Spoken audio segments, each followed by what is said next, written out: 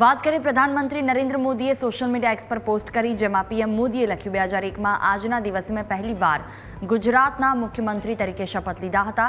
ભારતીયોના આશીર્વાદને કારણે હું સરકારના વડા તરીકે સેવા આપવાના મારા 25મા વર્ષમાં પ્રવેશ કરી રહ્યો છું.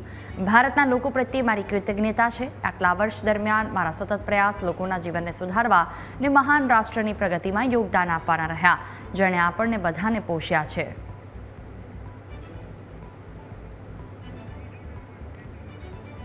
પ્રધાનમંત્રી નરેન્દ્ર મોદી જેમણે એક્સ પર પોસ્ટ કરી છે, ગુજરાતના મુખ્યમંત્રી તરીકે પહેલી વખત જ્યારે તેમણે શપથ ગ્રહણ કર્યા હતા તે આજનો દિવસ હતો અને ત્યારથી લઈને 25 વર્ષ સુધી સતત જનતાની સેવાનું તેમને જે તક મળી તેને લઈને પણ તેમણે આભાર વ્યક્ત કર્યો.